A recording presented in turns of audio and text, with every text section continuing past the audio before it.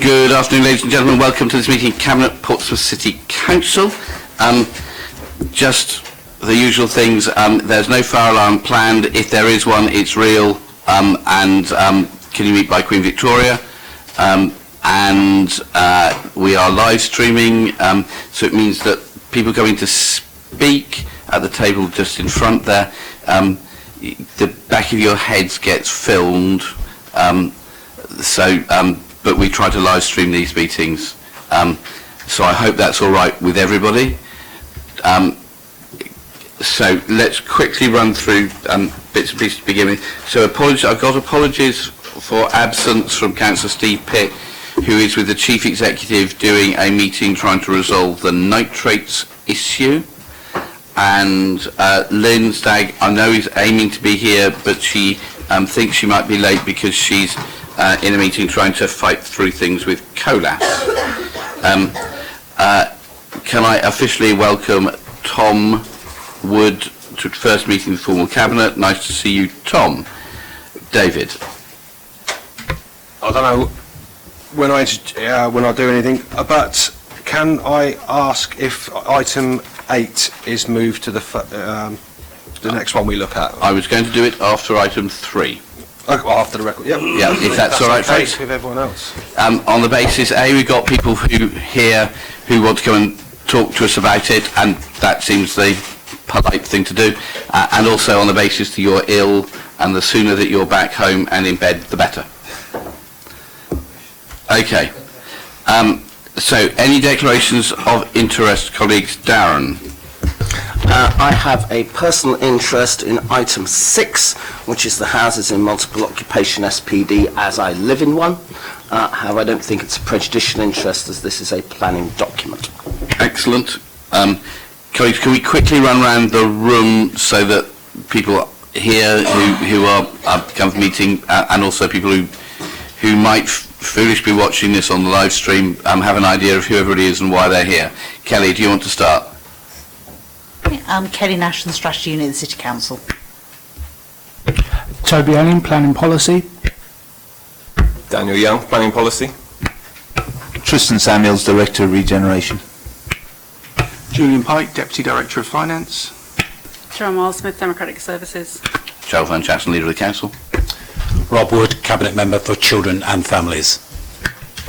Dave Ashmore, Cabinet Member for Environment and Climate Change. I'm Councillor Lee Hunt. I represent Nelson Ward, but I'm the Cabinet Member for Community Safety. Once again, when people talk, could they talk into the microphones closely, because I've got 50% impaired hearing nowadays. Thank you, everybody. Okay. Susie Horton, Cabinet Member for Education. Matthew Williamson, Cabinet Member for Health, Wellbeing and Social Care. Darren Sanders, Cabinet Member for Housing. Tom Wood, Cabinet Member for Resources. Okay, folks. Let's just do the minutes of the previous meetings, colleagues. Previous meetings minutes are set out on pages 5 to 8. Colleagues, are you happy with those? Great. Thank you. Okay, let's now move to item 8. I just got frightened by seeing item 66 on there, which seems a bit many. If we do the climate change emergency response, we've got 3 people who want to come and speak. I've got Nick Sebley, Paula Savage and Judith Smythe. Is that right? Lovely. I just wonder if it might be helpful to get the introduction from Kelly first, and then get people to come do deputations, just to see if any of the things that you got worries about might be answered by Kelly, or would you prefer just to leap in straight away? Okay, lovely. Kelly, yeah, leap in. Yeah. Okay, thank you, Councillor Vernon Jackson.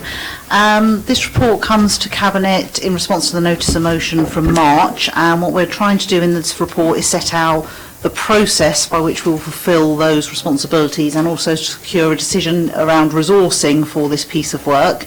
What we're asking for in there, as well as agreement to the process that is set out in section 4.1, is agreement to the Cabinet to release a small sum of resource to kind of get the work going, with a view to the resource requirement for the future to be quantified as part of the carbon reduction plan development to come forward. I think it's probably worth... what we're asking for as part of this report is a small amount of money to fund the first process of developing the carbon reduction plan. That is with an aim to bring that back to Cabinet in autumn, and as part of that process we will quantify the wider resource requirement to take this work forward on a long-term basis. So that's the requirement that's being asked for in this report. We're asking for approval for the actions that are set out in 4.1 as the way in which we will now take this forward in terms of developing that plan. I think it's really important to emphasise that there is a large amount of work already underway in the organisation, and we will be looking to map some of that and bring it together. A large amount of resource already being used, and we will look to understand where that could be used differently or better if we work together more closely on this agenda. And I think we would also look to refresh the process for reporting against those targets that stopped a couple of years ago, and I think we would look to reinvigorate that and bring that forward. So that's the purpose of this report. I'm happy to take any further questions. That's very helpful. Thank you very much, Kelly. Okay, so should we hear from people who want to come and speak? We've got Nick, Paula and Judith. If you'd like to come forward and grab a seat.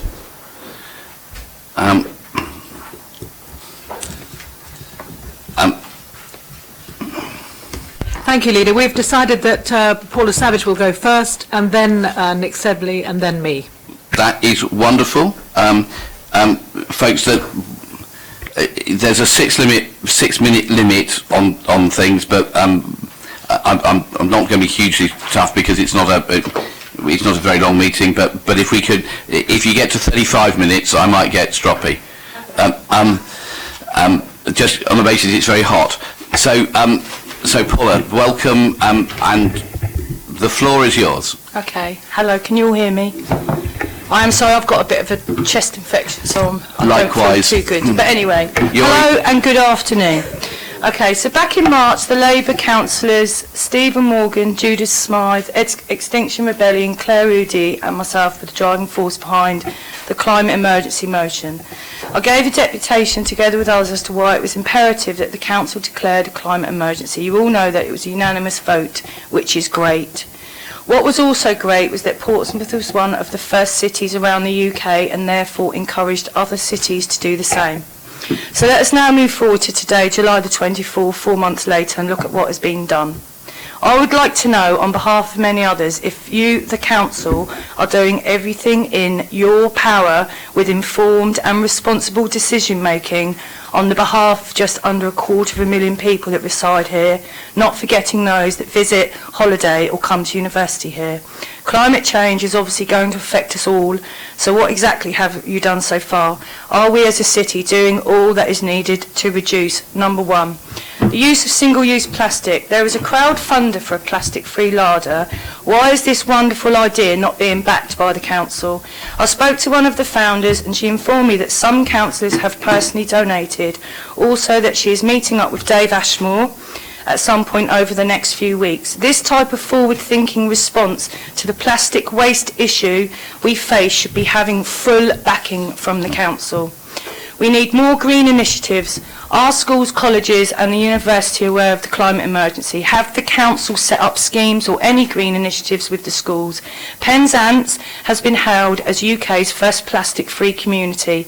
They have a plastic-free school scheme. You register your school, they send out a pack giving you guidelines on how to achieve this. Plastic-free schools help children realise the power of their voice by taking tangible actions to reduce the single-use plastic footprint of their school and wider community. They inspire themselves and those around them to ever greater achievements.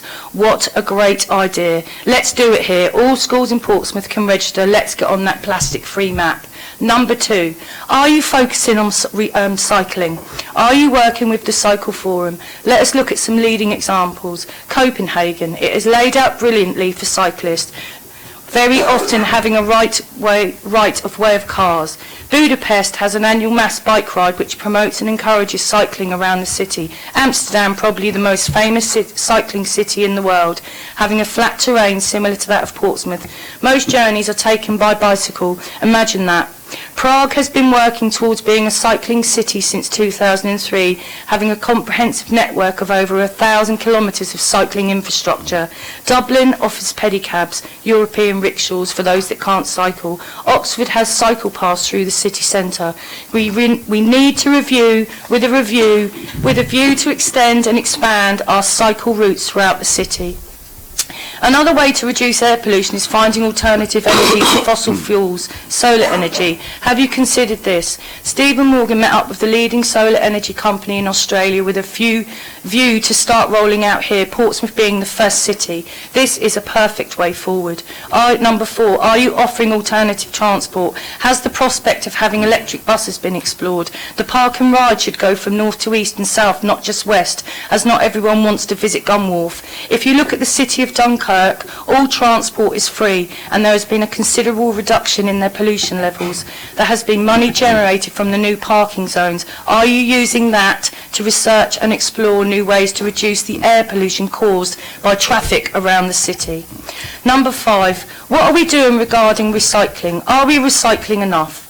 I know there is a pilot scheme for food waste. This needs to be citywide. There are still people who don't understand the importance of reducing our waste. Are you educating enough about this? Number 6, permaculture, green walls, more trees, wild and guerrilla gardening. Let's make Portsmouth greener. There are so many groups willing to offer free labour because they care. Southsea Greenhouse for one. There are spots all over the city that would benefit immensely from this. More bees, more trees, it's a win-win. Number 7, encourage walking.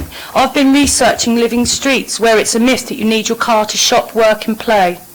Portsmouth needs to be a resilient city. We could lead by example. I have a burning ambition to encourage Portsmouth to be one of the greenest and most sustainable cities in the UK. There are many small and wonderful green groups in Portsmouth that I believe would work well as a collective, as each one concentrates on different issues. But the essence of all these groups is trying to make a better place for us all. It isn't about the state-of-art building anymore or having the best car. It's about having clean air. Explore the potential. Thank you very much, Paula. Okay. Hi. Nick. My name's Nick. I'm here representing the Direct Action Group, Extinction Rebellion, and the Portsmouth branch of that. I'm also here representing my daughter, who's 6 months old, and is going to grow up into a situation that looks increasingly bleak. So our members read your report, and there was a feeling of disappointment. There was a sense that it was an unambitious start to what was quite a radical pledge made in March. So I think that was epitomised by one particular detail in the report where it said, key decision, no. Just to recap, you pledged to decarbonise the city by 2030 in a decade, and yet you don't feel the start of that process is a key decision. I hear that you feel that you're going to ratchet up that ambition, but the fear remains that how we start is how we might proceed. And I think the fear in our members is that this might go down the route of air quality, in which central government and Portsmouth City Council has been basically breaking the law for nine years, I believe. So our children have been breathing in toxic air for 9 years.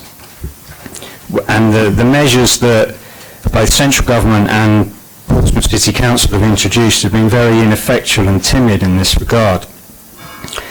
And I think that's what is worrying us. We want to see leadership and we want to see ambition.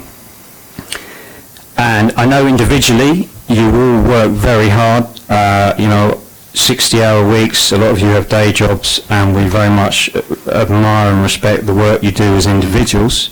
But somehow collectively, as an organisation, the council isn't introducing the changes that are needed. It's not stepping up, so there's a question mark around why that's happening. Is it possible for a local council in an age of austerity to decarbonise a large city? Is that possible? Well, we looked around and we contacted Nottingham City Council. That's a big city, 280,000 people, lots of poverty there, densely populated. They've introduced quite a lot of ambitious measures. They've put solar panels on all their new builds. They've retrofitted a lot of their old housing stock. They've used the working parking levy to fund a fleet of electric buses and biogas double-deckers. They've got funding from the Office for Low Emission Vehicles to introduce all sorts of electric car measures, and they're 2 years ahead of their carbon targets. So the answer is it is possible. It's possible for a large city to do this, but it needs ambition. And our fear is that maybe is the ambition there is the question. So what we'd like to see, the amendments we'd like to see to this report, I'm just going to read them out. Yep. There's 6 of them. We'd like to see an ecological audit of all existing policies and any new ones, so that all policies will be in alignment with the 2030 target. We'd like to see a commissioning process to include ecological criteria, so any contracts tendered are again in alignment with the 2030 target.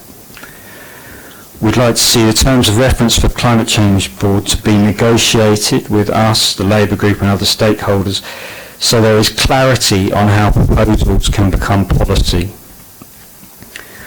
We'd like a dedicated council officer for climate change and biodiversity, given the scale of the task. And we don't want those officers' hours just taken out of the existing allocation, because I was speaking to a council officer yesterday who came to an Extinction Rebellion event, and she works in the energy department, and she said the problem as she sees it is there's just not a joined up strategy, and no department feels it has ownership over this policy, so it's being passed around departments. So there needs to be some way of joining up this strategy so that departments can cooperate towards the same goal. The 5th thing is we'd like the initial budget for the Climate Change Board to be set at 40,000 rather than 20,000, and this is mainly to enable point 7 of the original motion that seems to have recused itself, which is a community engagement plan, because we need to bring the public with us. Yep. This is going to be difficult.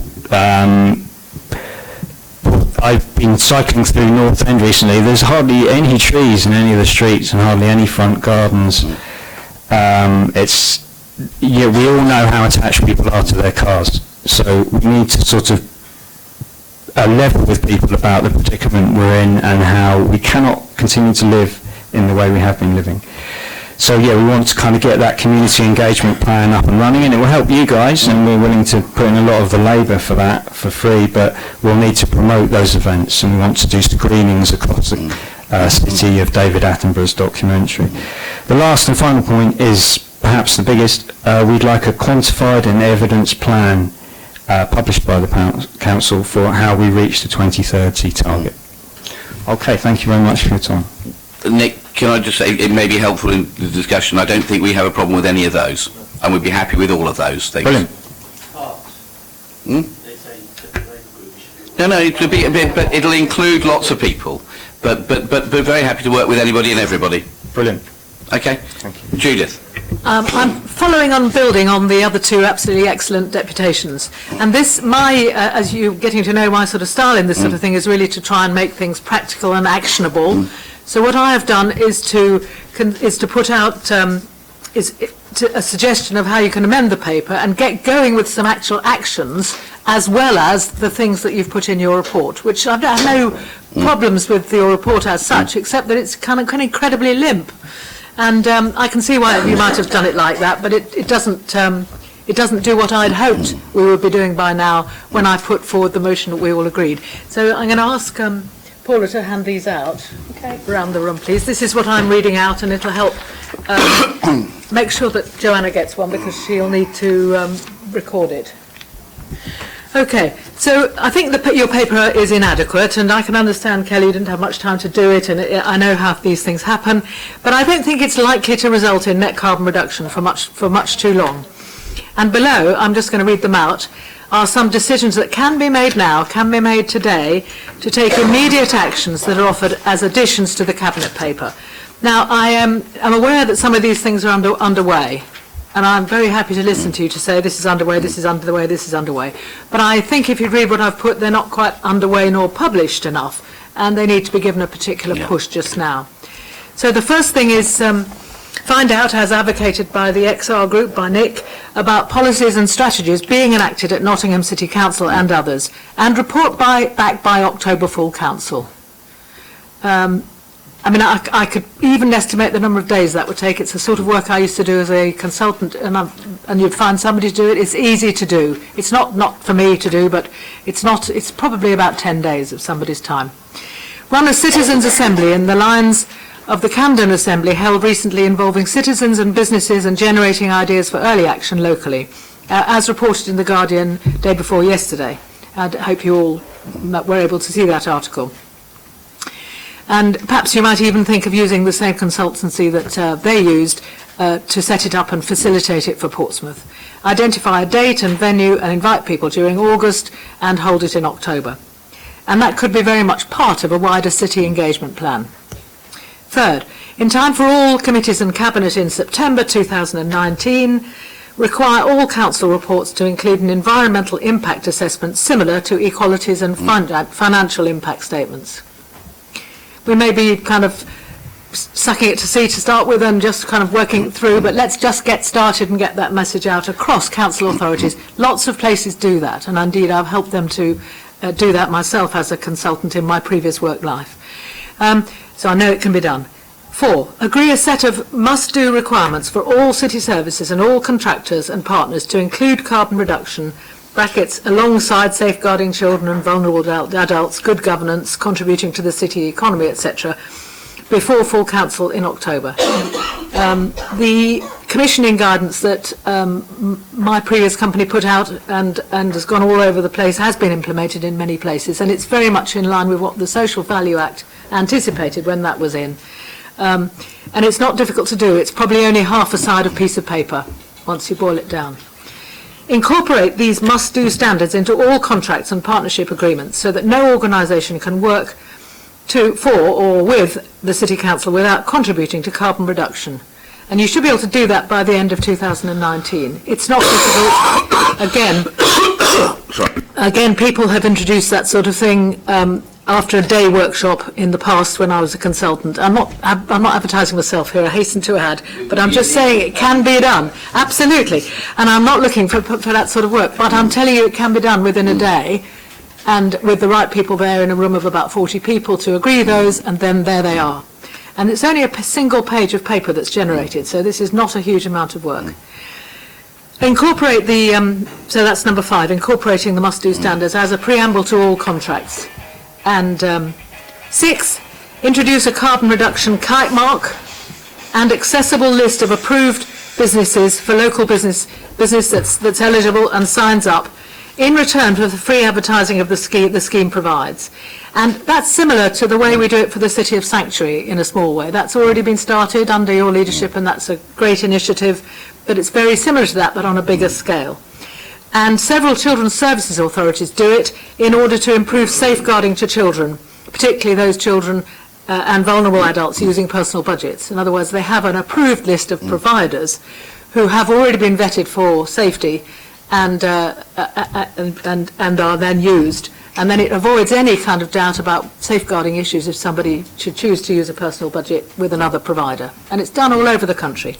Judith, as you're the sort of professional politician here, I think we just need to keep slightly. Well, you've got 45 seconds left. Okay. Well, Or I'd a like minute to be nice. Start a website, which is really part of the citizens, and then put solar panelling, and we know we're on the way with that. Cut fossil fuels out of council developments, and I know we're well under the way with that, which is what was disappointing about the report in the sense of concentrating so much on what the City Council can do, because I know we're doing a lot. Continue to improve public transport, and it is happening, absolutely, and I know you agree with me on this. Include carbon reduction requirements in new local plan, and I'm really impressed when I heard the presentations on the local plan that is such a big emphasis. So we're doing that, well done. And at last but not least, do an immediate audit of all the benchmarking information that we already have and need, and a plan and develop a plan, as Nick said, setting smart targets until 2030. We're already I can't do the maths, about 7% into the programme, and we haven't done much, and we need to get on with it. Thank you very much. Judith, thank you very much indeed. And Judith, thank you very much for giving me that earlier today.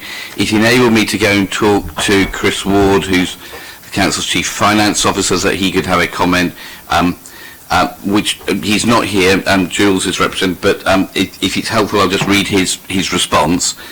Which is the proposals set out, many of which are desirable, will require a degree of investigation before being capable of implementation. In particular, the City Council will need to go through proper due process to understand both the opportunity as well as the legality, cost and practicality of implementation. A number of the proposals will involve additional costs, but options for funding them have not been put forward in this. Full Council could therefore investigate these proposals and how they can be implemented as part of the revenue budget and capital programme approval for the next financial year. The Cabinet may wish to commit to using this deputation as a starting point for developing a package of carbon reduction measures that it will seek to and which it will seek to evaluate these options, which I hope is useful. So thank you very much indeed. Sorry to interrupt. Of course, Nick. There's one thing I forgot to mention, which was that we've been in communication with Sally Longford. Okay, Nick, you couldn't put your thing on, otherwise your words are not safe for posterity. Okay, that would be terrible. Absolutely, your daughter would be sorely upset by that. So we've been speaking to Sally Longford, who's the Deputy Council Leader of Nottingham City Council. And she said, I mean, that you might not want anything to do with this, but she said she's very welcome to liaise with you guys and share what they have done and how they've done it and how they funded it. Yeah. So and Graham Chapman, who was Deputy Leader of Nottingham, is a work colleague of mine. So Graham and I have worked closely together, particularly on energy companies, of which he has strong views. Indeed. Okay, well, I'll leave that with you. Yeah, but it's very helpful. Anybody, anywhere around the country, it's terribly helpful to nick ideas from people. Absolutely. It's no point reinventing the wheel. If we just go around stealing everybody else's good ideas, it's great. I think that's the thing, to cherry pick the best ideas, but she's willing to liaise with you, so we can pass on that. Okay. Great. Thank you. Judith. Thank you for taking it serious enough to go and ask for advice on that. That's great. I think at least half of these we're done at low cost or no cost. And I really do urge you to implement the ones that can be done really quickly, because a lot of people out here, out in the city, are losing faith on this. No, I think that whatever can be done needs to be done. So can I start with Dave? As portfolio holder for environment and climate change, I think it's sensible, Dave, if you want to start the discussion here, and I understand you have an amendment you wish to put forward. I do, yeah. Well, first of all, thanks to Kelly for putting the report through. As it's been said, there's time constraints on it. Although the council meeting was in March, it was declared we had PERDA, then you have to wait till the full council meeting to see who's where. So you lose a lot of time on that. So, but thanks for the work you have been doing on and for communicating with me throughout that. And also thanks to everyone who's turned up to make a deputation as well. And I've spoken to Nick about, and Paula before, and Judith, very passionate about seeing this go through. And it comes from that passion and dedication to see the city do better, to leave it for future generations. And we also, you want to make sure that we are going in the right direction. probably you mentioned a few things on there. One of them, package freeloader, which I do meet with them, and we're trying to set up a meeting with Gerald now. It's something we are supportive of, and we want to see how we can support that properly, because it is really important, an absolutely important issue. Solar panels, I believe we are. I spoke with Portsmouth Friends of the Earth, and they were indicating, I don't know if we're the top, but we are one of the top ones for solar panels on council buildings. We're also, you mentioned with schools, we've got the things that I've just think off the top of my head. We introduced things like the bottle top competition for the recycling thing, the recycling superstar award. We are engaging with them, but as you mentioned, there's always scope to go further, which is basically what you've already said. Portsmouth are doing stuff. We've done stuff, reducing the single-use plastic around here. In fact, we've got there's a meeting been arranged between Plastic-Free Portsmouth and one of the officers to go through a proper plastic audit to see anything else we've got left to do, or how we can push it out on other council-owned assets around the city. So there is stuff going on, you're absolutely right, but we need to make sure that this it is watertight in a way as it moves forward and no one's left out. The amendment to me is for whether we accept the recommendation. I just want to add on to that we work in the things that Nick put down. If we can work in that to our climate change response, to the climate board, so we can get the climate board set up, and it'll be people feeding into it already as we come up with the carbon reduction plan, which would include the pathway of where we are, where we need to be next year, and so we can all see, everyone can see what needs to be done, everyone can see if we're hitting the target, if we need to be worried, or if we're smashing it, which is obviously what I hope we can do. So that's what I would recommend, to accept the things that Nick's brought here today on that. David, I have some written words of an amendment. Would you like to read out the written the words to make sure that it is that Joe is able to write this down? To write it down so that we can make sure that it actually gets in, and we don't lose things by mistranslation. So, David. So, in addition to the recommendation on here, I would also put in there, working into the City Council's climate change response the suggestions from Extinction Rebellion and others that have been mentioned about work that the Climate Change Board should be looking at urgently to move the process forward. And the second one? Oh yes, because you mentioned about the money. That we, where it says in 8.1 about the one-off sum of 20,000, I would ask for that to be the 40,000. And that would involve making sure that we have a climate change officer appointed. We'd definitely need some. So we have somebody lead to do the piece of work. That, exactly. We used to have a sustainability officer, but we don't anymore since 2015. Okay. Okay, and I'm happy formally to second that. I've got various people who wish to speak, and the first is Lee. Extremely grateful for your attendance today, and if you could carry on. Yeah, I was just waiting, for we've given you all of our attention today because this is a very important matter. We know that. We live on an island city. We're currently doing sea defences as a result of this climate change. And I can assure you, we all sit and we talk about not much else, and we act. Portsmouth has just been crowned Council of the Year for Energy Efficiency. The Council's in-house energy services teams won the Council of the Year award at the South East Energy Efficiency Awards. This is about solar panels. Huge number of solar panels, and it's not just suddenly. Back when,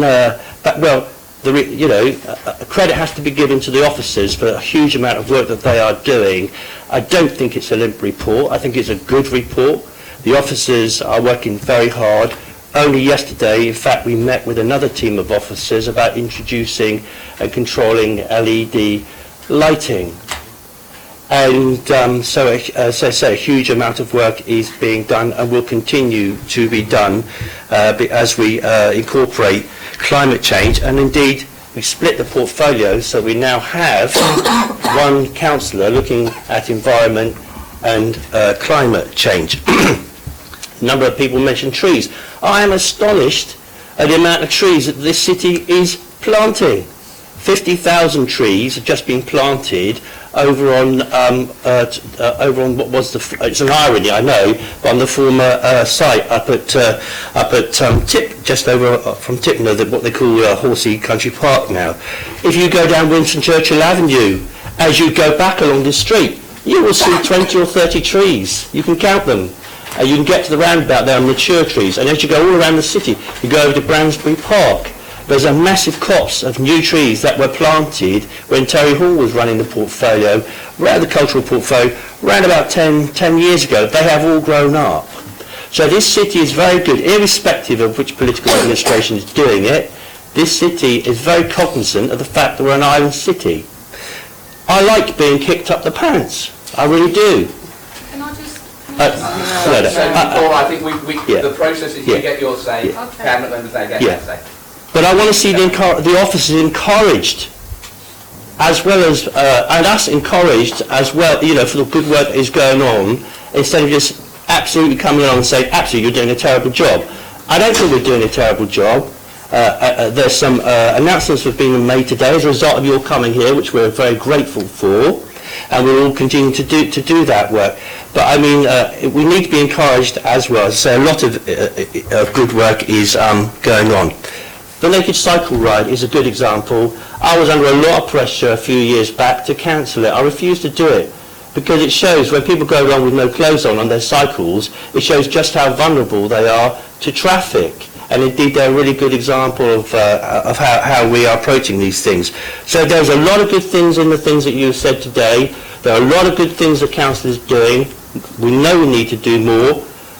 Since March, when Councillor Ashmore mentioned that since March we've had Purdah, we've had elections, and here we are approaching the quiet period in August, but that work will go on through August too. So I'm very pleased with the work that we're doing.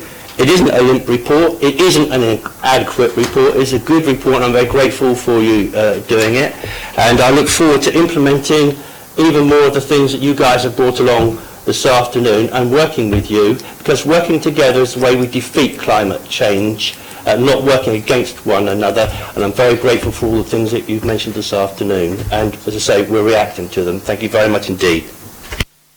Okay, Rob.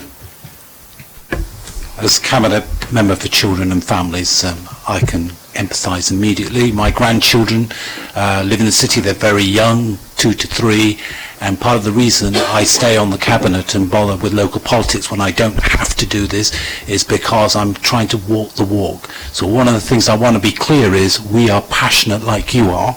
Unfortunately, we face the same problems like yourself, which is there are only 24 hours in a day, but we're going to try and do things. I thought you brought some very interesting points, which when you summed them up, they were brilliant, because I think those are things that we can include in it. But at the end of the day, one of the things I just want to make sure is, one thing is we're a very polarised nation right now, and one of the things I would ask to de-escalate is, it's we, not I, it's we want to work it. We want to work that. If I look back at the news back in when we weren't the administration, Lee and myself introduced the plastic motion to the Portsmouth City Council back in February 2018, and that started the process of going through. So we're on your side, and I think at the end of the day, we take your point, we need to put a bit more oomph behind that, and I totally agree with that, but please don't think we're not passionate about it, because the point is the next generation coming along, we're worried like you that we need to do something about it. Thank you, Chair. Darren. Thank you, Gerald. Before I start, I just wanted to offer some suggest to you that you clarify the amendment, just so that we know. Shall I read it word for word? No, I will read it. So there is a section which says, at the moment, working into the City Council's climate change response, suggestions from Extinction Rebellion and others. To be clear, I think we're referring to eventually the 7 things that Nick Sebley was talking about earlier on, because the 7th was talking to other councils. No.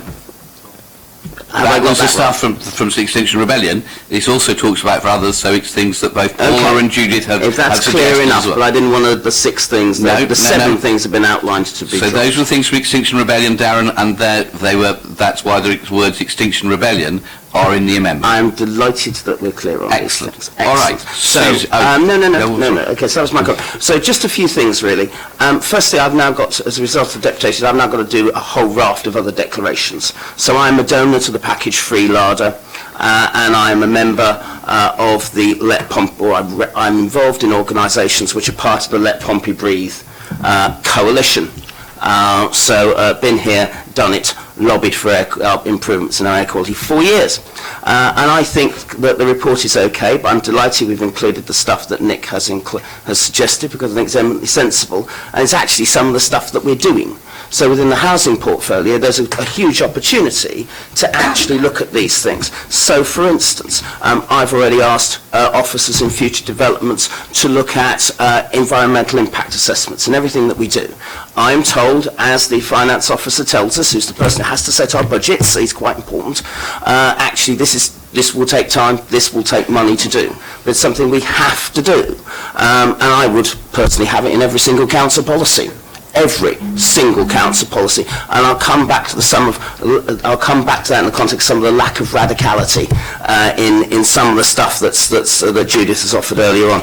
So with solar panels, we're expanding that everywhere. I've asked to green a whole raft of council buildings, including things like green walls and stuff like that. So the impetus is there, it's now actually putting it into place. I think Lee is absolutely right. We all have to work together. So in Nick's point about the person from the energy team, that's a team I oversee. I would be delighted to talk to that person, to actually find out where they think the wiring has occurred. I continually tell people to be open with everyone about the good bits and the bad bits of the organisation, because the only way we can do it is to work together. That team is heavily involved in the expansion of solar photovoltaic panels. I was disappointed, I was delighted and disappointed in Paula's comments around the meeting that Councillor Morgan had with a solar PV panel. If I'd have known, I'd have gone. Because I think it's absolutely important that we all work together, and I'm delighted to work with Stephen or with Penny or with anyone else, and I think we all are, to make sure that we deal with that. So if there are any other meetings, I'd be delighted to go along and bring along officers, but if I don't know, and I didn't know, I can't, which is a bit difficult. The third thing is the plastic-free larder element. One of the difficulties that we face, and you say, what have we been doing, Nick? And part of the problem with the plastic-free larder, Delphine Levain, and I will have got that surname wrong, is a resident in my ward. So I've spoken to Delphine already and said we'd be happy to look at these things. One of the issues we've got is that plastic-free larder, the package-free larder, wants to work in Southsea, and that's a preferred site. The trouble is, all the empty buildings we've got, I know, because I've asked, aren't in Southsea. Well, they're available. They're empty. But they're not in Southsea. There is an argument as to whether it should be in other places such as Fratton or in the city centre, and also near council estates as well, to make sure that these sorts of things aren't purely the preserve of the rich middle class, because they can't be. I'm happy to have those discussions. I'm happy to forward the sites to Dave, so that when he talks to Delphine and everyone else, that can be on offer. Because certainly if they're housing sites, and if there are ways that that can be worked through to benefit council tenants, then I'm certainly very, very interested. But the fact that package free larder at the moment wants to go to Southsea, and I understand why, does mean that firstly the costs will go up, and secondly that may not be necessarily where the people will be. So we are doing a reasonable amount of work. I'm less enthusiastic about the report that Lee does, because I think it's good, but I like the fact that Gerald has agreed to the notions from Nick, because that will make it better. But the work continues. They say you oppose in poetry and govern in prose. Unfortunately, we've got to the prose stage, but I hope we can continue it further. Oh, one other thing. We should actually be a bit more radical. So Judith's proposal is to cut fossil fuels out of council developments. Why not all of them? And also, there's nothing about here in parking.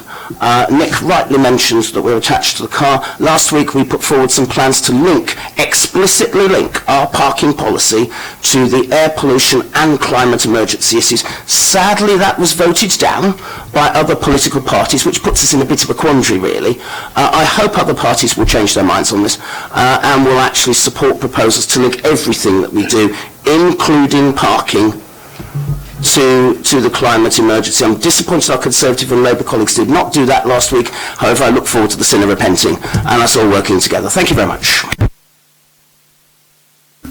colleagues, I'm conscious of time, and that we have to be out of here because there's a planning meeting at 2, but if we... It's all right, we've got a long agenda, so let's just run through. I've got a whole list of other people. Susie. Thank you. I'll try and keep it brief then. Basically, I want to say thank you. I think it's been said before, but we do think of nothing else now. It is high on the agenda for all of us. And the challenge, I think, as Nick alluded to, is this joining up thing. And it really is difficult when you're trying to join everything together. And I kind of see it in two ways, really, and I think that's, well, I think this is what you're getting at, which is what is the council doing in terms of big, bold steps, but also what is happening in what I frequently call the one green step at a time thing. And that's very much, as you know, because I've met you guys, embedded in the community, and it's about changing and taking people with us. So I think both of those have got to happen. Just a few specifics, everything that's done. Dave mentioned the plastic lids competition in school, and that again just came. I don't think that's going to solve the problem itself, but it's just that narrative is being developed. So we did that. Could more be done in schools? Absolutely. Some stuff is already in the pipeline, but I'm quite happy to share other ideas. I also think we need to remember that the Music Hub, which is actually not independent, it is part of the education portfolio, has done what is a nationally recognised One World campaign, where stuff has gone out internationally, and that has gone out into every school in Portsmouth. So we've got to look at the things that are happening which are not officially done with a council officer hat on, that is going out there. And we'll continue to work with the schools. Portsmouth Education Partnership is really good at pulling our schools together, because of course we've got to realise we have a different relationship with schools now, particularly when they become academies, and actually I think Portsmouth does a really good job at putting them together. So that's those things. I know I met Nick the other day about the Play Streets thing. Again, that's another thing I've wanted to do for a while, but I wanted it to be community-led, because it's so much better when it is. I'm really pleased that we're moving forward with that, and I believe that Councillor Stagg first mentioned it years ago. So these things do take a while, but when there's a will to do it will happen. Similarly, there's something that I've been doing as a ward councillor, which is looking at Fawcett Road, and little changes we can make there around greening it, recycling bins. These are small things, but collectively push out a message there, which is we want pedestrians and cyclists to have more of a priority than cars, and I am definitely committed to that, both in my own ward and across the city. But so that's been going on. These things are not always out there, and I just want you to know that we're doing that. And the other thing is, of course, most of us are engaged in terms of social media, community groups, etc. And the Cycle Forum, I'm a fair weather cyclist, I'm going to admit it, but I go to the Cycle Forum meetings every time because I learn so much. I've learned, and all of my colleagues will assure you that for years I have been coming back with stories that I've learned from the Cycle Forum. Okay, so just so they're the main points I want to make. The other thing about the Nottingham thing is really interesting, because I was really interested in that, but you will know, and actually I don't know how many people here, it was really controversial because the people that were hammered were the businesses. So that's where they made that money to introduce the tram and everything, was the businesses. And of course we have issues here, and from other parties, which are actually holding us to account about not disadvantaging businesses by taking away their parking. Correct. So Nottingham goes along one route which says we are going to make all businesses take the full weight of this clout in order to use that money for reinvesting, and yet we have this challenge here that where we're trying to support businesses by maintaining parking. So I guess I use that as an example to show that these aren't easy things once you really drill down into the details and the competing money pots and people's views, etc. So overall, we're on the same page, we've got to work together, but it's taking the community with us.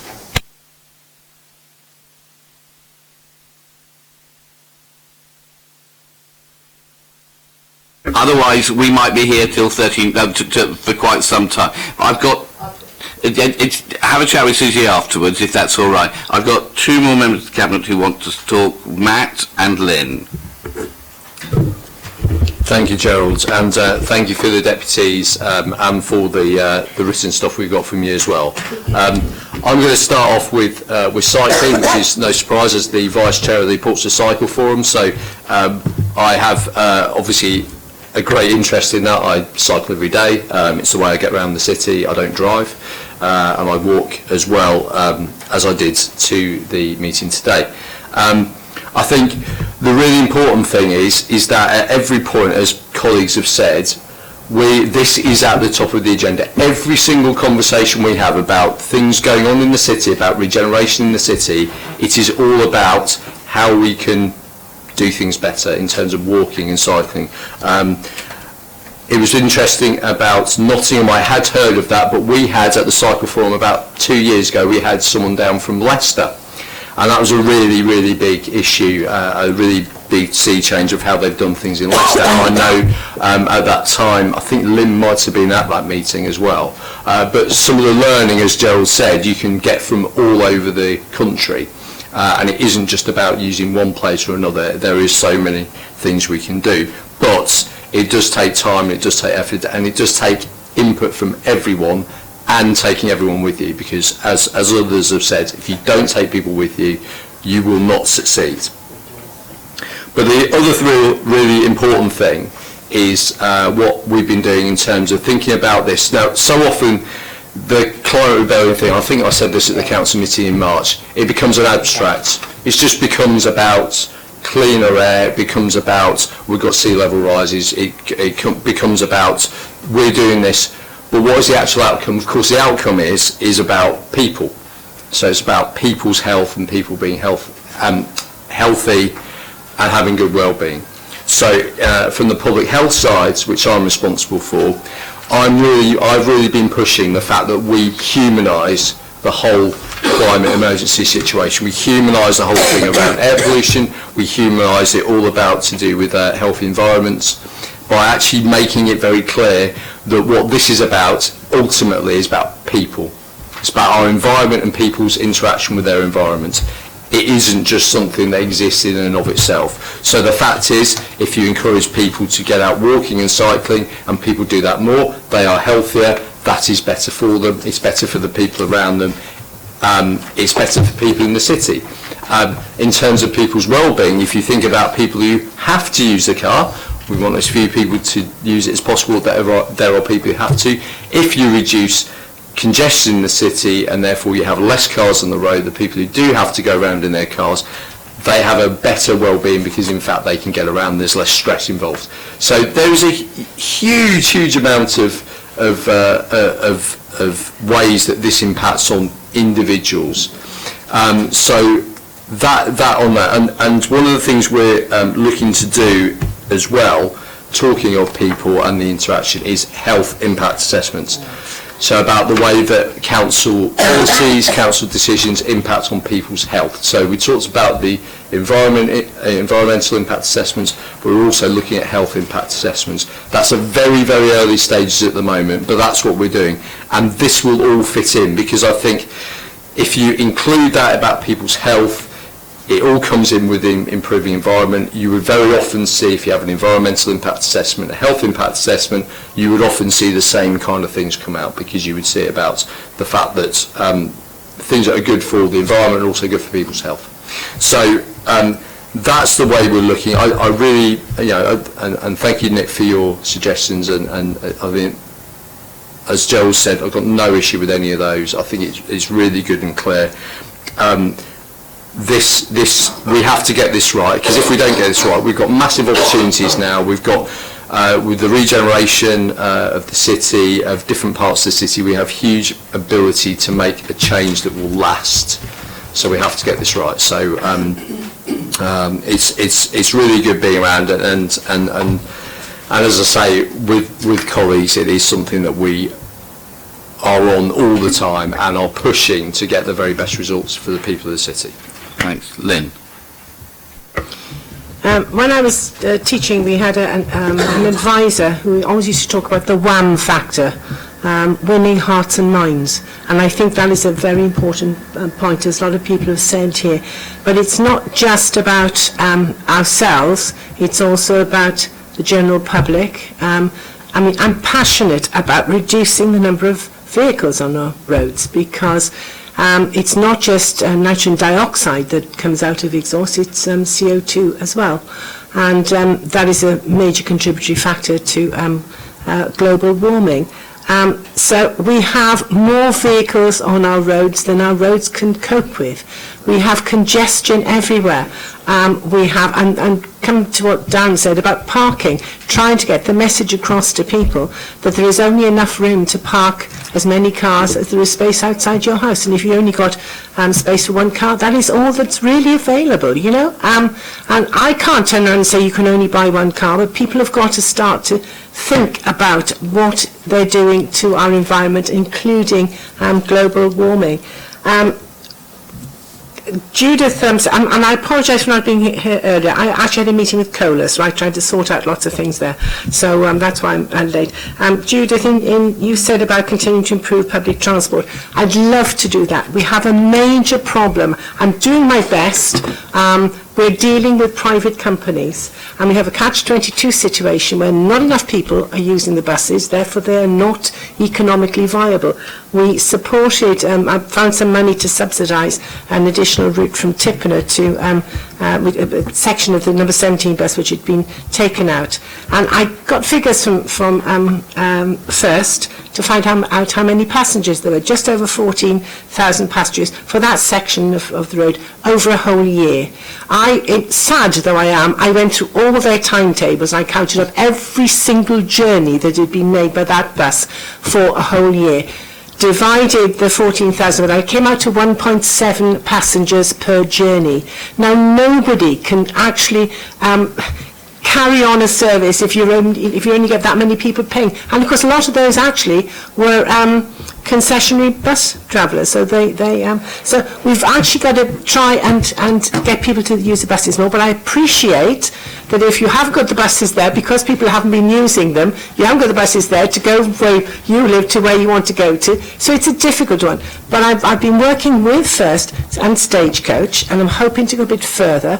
There's a feasibility study going on at the moment about having a bus depot built up near the junction of the M275 and the M27, which would have solar panels on it, so we could have electric vehicles.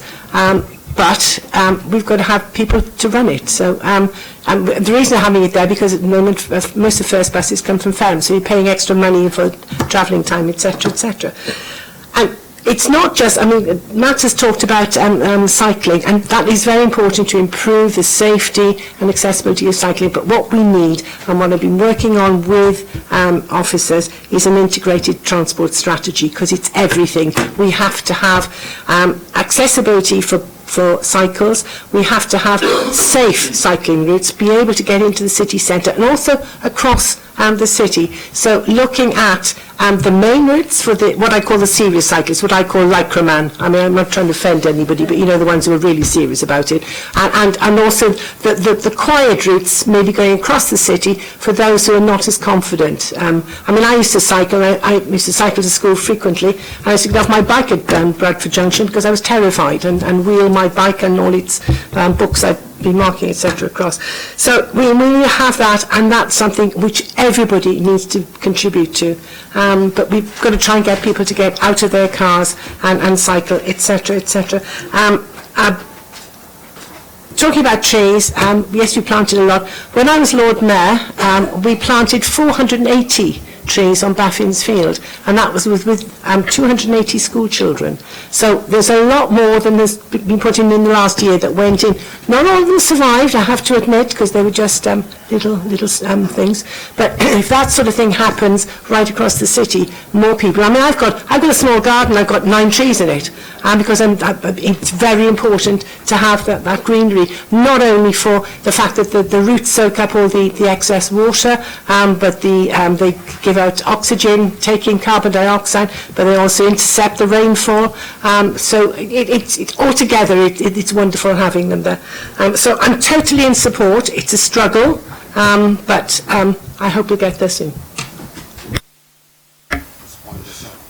Okay, sorry, I've got a couple of bits and pieces. I'm sorry to say. So So Nick, particularly, thanks very much indeed for your suggestions. I think we're happy with all of them. Can I just Of course, clarify, yeah. the 6 suggestions I read out, are those the ones you've included? Yeah. Okay. So we can't rewrite the report because it's a report, but we're happy to take on board all of those things and work through them. So what record of those things have you got? We're all recorded. So it's you'll live go, streamed. it'll be transcripted. Well, we can't. We've got you've got my undertaking that they will be done as part of this, and I am live streamed on the team. I see so what you our mean. words are here for posterity and longer. Yes, so it's a verbal pledge. Yeah. And then we've got the amendment that David has put, which will appear in the minutes, and if I read it out as it is... And that amendment refers to these points? Well, let me just... So it adds the following words into the recommendations. So it's new recommendation, working into the City Council's climate change response suggestion from Extinction Rebellion, so your things and others, about work that the Climate Change Board should be looking at urgently to move this process on. And secondly, that funding for a climate change officer be provided from the Environment and Climate Change Portfolio Reserve up to a limit of £40,000. Well, that is only one point of the 6. Yeah. So we're going to take on board, and if we don't, you need to come back here and beat us round the head for not doing it. But we will be taking on board the things that you've suggested for the Climate Change Board to take up and work through and come back to report here.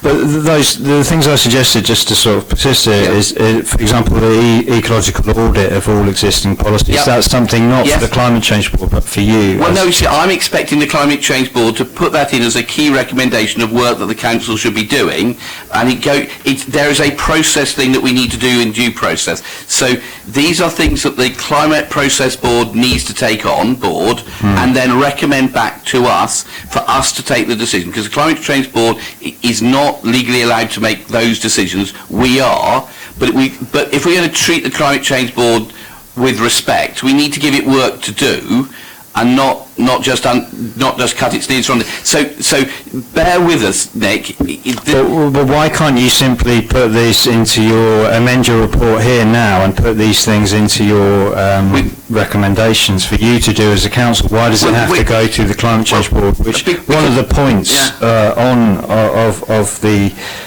things I've suggested is that it's not clear if the Climate Change Board has any teeth. The process by which a proposal becomes policy is completely ambiguous and vague. Okay. So you simply deferring this to the Climate Change Board is not reassuring, because so what I think we're trying to do is to say it's a really important piece of work that the Climate Change Board needs to do, to go through these things and all the other suggestions, and then come back to recommendations to the Cabinet of things that need to be done. If we cherry pick some of them now and say, we're going to do X and Y, it seems to me you've depowered the point of the Climate Change Board, and because it seems the way in which I think we should be working is with everybody concerned. This won't work if it just becomes party political, with one group saying, these are all our good ideas, these are not. And I'm really pleased we got people from Lib Dems, from Labour, from the Greens and the Conservatives here. And if we're going to actually empower this board to do real work, I think we need to give your suggestions to them, that they work through and they come back to us with the suggestions of actions that need to be taken. If we cherry pick now, I think you devalue the work that group will do. But trust us on this, Nick, and if the Climate Change Board doesn't do it, or if we don't do it, you should rightly beat us round the heads. It's a process thing. Sorry, David.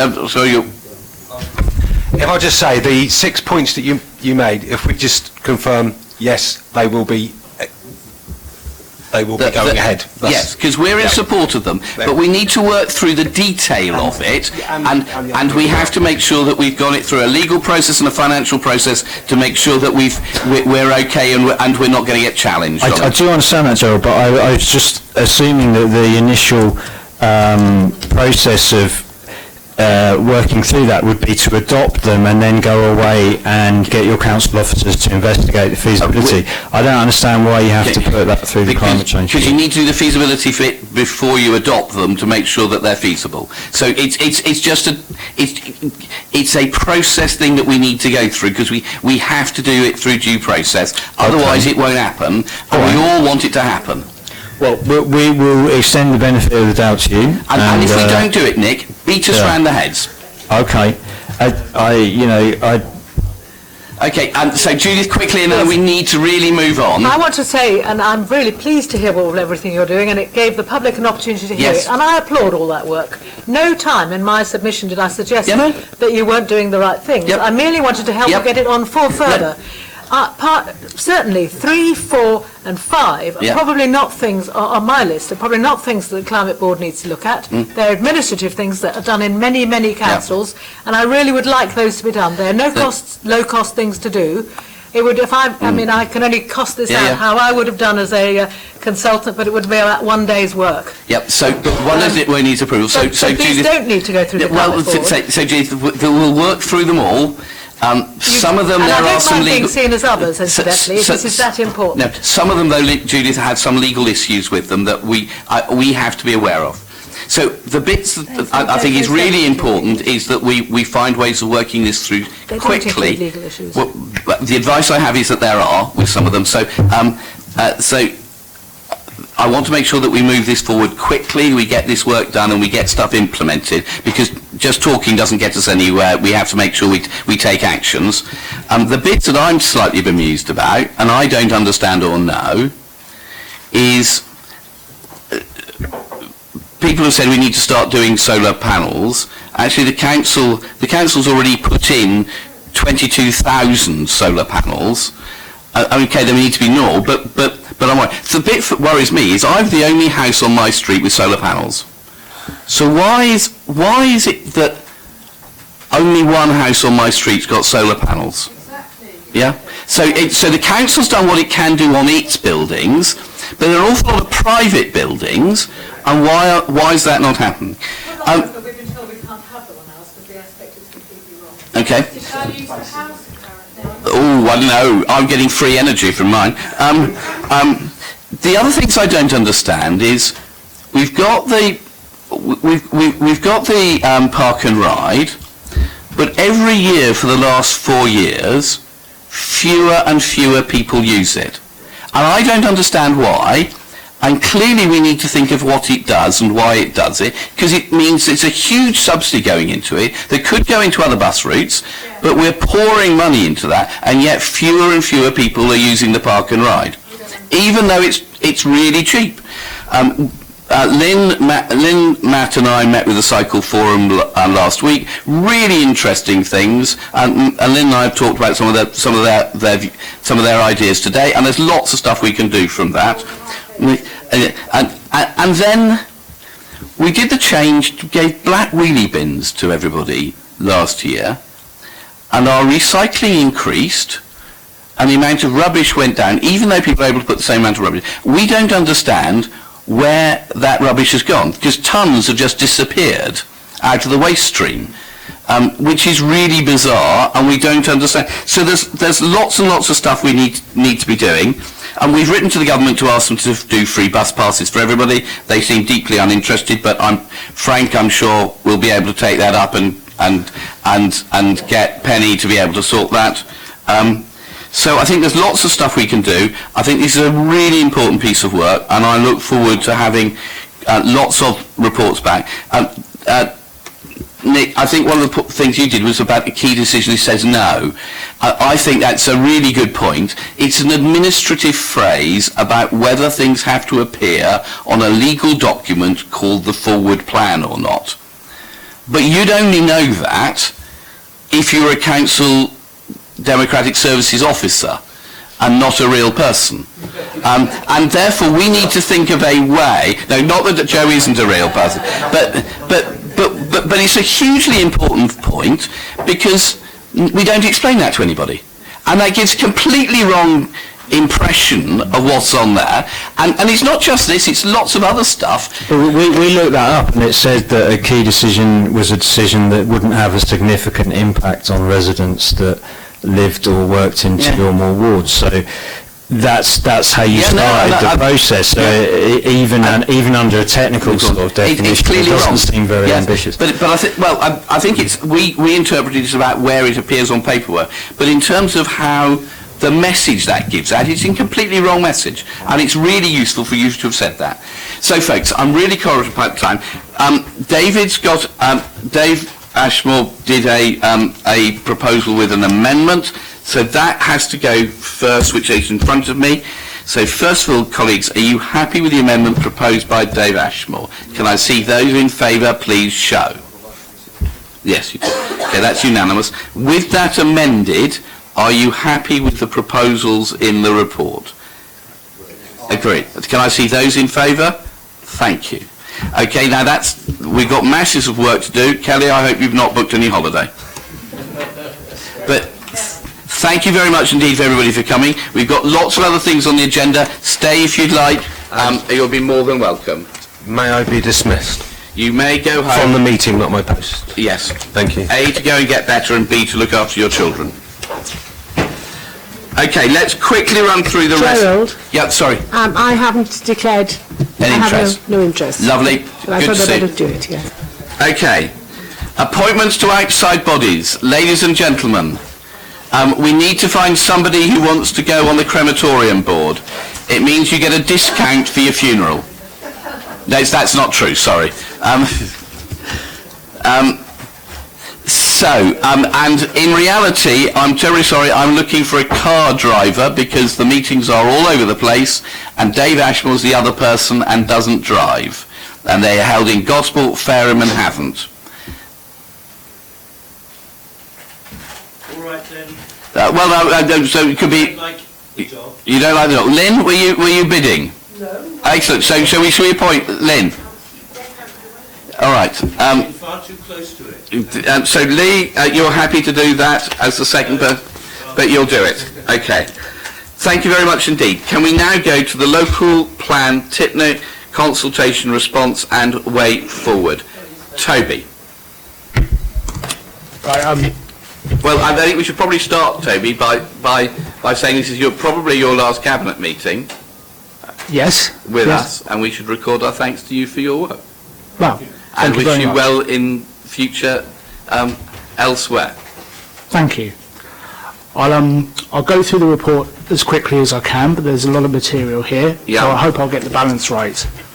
But just to remind members, this report is basically updating you on progress on the local plan, covers a range of issues, including issues related to the local plan, such as statement of common ground and other strategic planning matters and things the council's doing.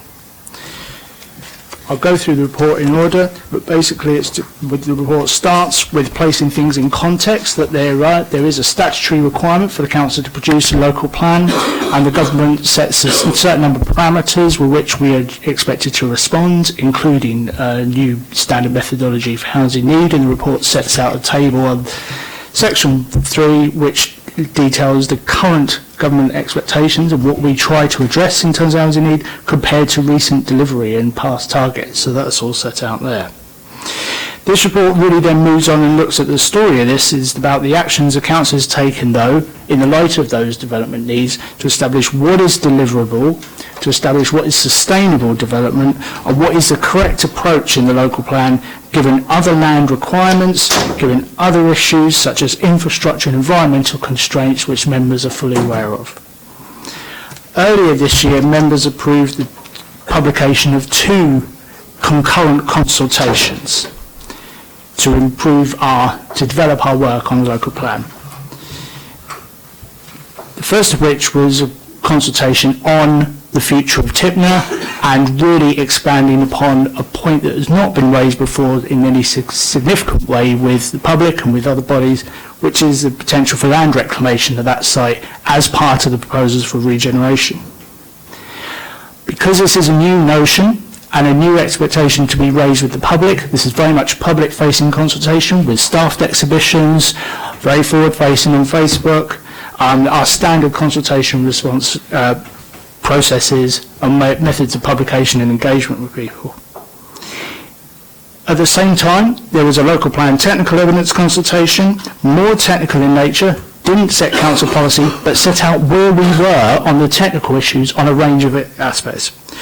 We could frankly pass some of that technical stuff direct to statutory agencies for review. It's part of an ongoing process of technical work, but we are advised these days to be more transparent in our technical understanding of these issues, so we put it on our website and included it as a public engagement exercise at this point. The full details of how we consulted are listed in section 4 of the report, and some reflections in section 5 about how well they do. How well is our public engagement doing? How good traction are we getting on these issues? For instance, following previous rounds, the recent consultations included, we used the housing officers as a new deposit point where people can go and actually get physical copies of the stuff. And we're also developing our relationship with Portsmouth schools to address an identified point that we have struggled in the past to engage young people in planning policy matters.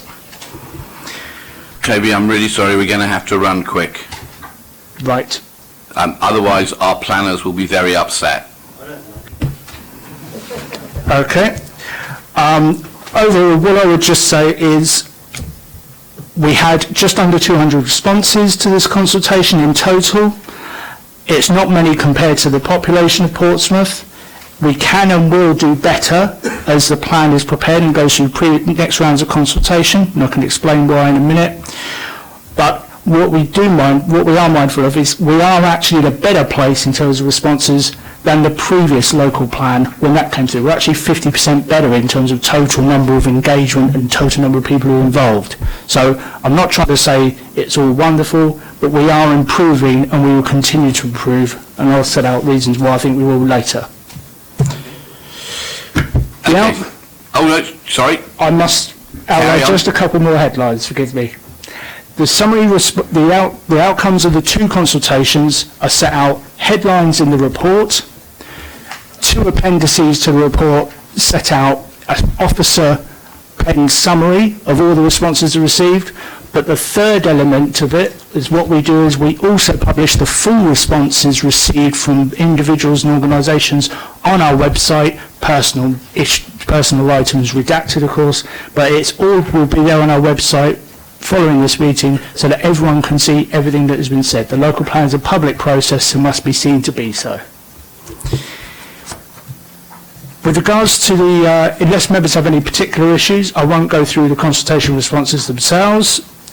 However, I would just say that given the recent, focus on particular matters regarding Tipner and the responses there, all I will say is that be clear that we are asking members for permission to continue technical work to looking at how this might play out and what the best solution for the site and the best solution for the city is. And that's what we're asking for you to do today in response to those comments. Finally, I wanted to just touch, given the time, on where we are with talking to our neighbours on strategic planning matters. Members may be aware we have a duty to cooperate, and that's articulated through things called a statement of common ground, which has a particular status in planning now. It is still officers' intention to take this through push as our plan A for those discussions. However, there will be an ongoing need from time to time to either supplement or precede those statements of common ground with bilateral agreements with neighbouring authorities should we need. The Havant local plan timetable is slightly ahead of ours. That has necessitated an early statement of common ground to be signed by them, and this report outlines what we are expecting to put in it, namely the delivery of Dunsbury Farm, the delivery of housing in Havant on land promoted and owned by Portsmouth City Council, an agreement that additional housing development in Havant could meet local housing needs in the city of Portsmouth, types of housing, as well as helping our housing supply position, and a commitment from us both to work further on the technicalities of that. The agreement is really a member decision, but because it is not quite, there's still negotiation, there's still a lot of detail in there. The report is recommending that you delegate that to the head of regeneration in consultation with a number of interested officers and members. And just to point out, forgive me members, there's an error in the report. We omit the Director of Housing from the text of the report, but he is in the recommendation. So we are certain that we are including the right parties in the signing and update of that statement of common ground with Havant. There may well be others to come in advance or alongside the push statement of common ground, but this is how we are anticipating that we play it. This again will be a public document, is kept live on our website.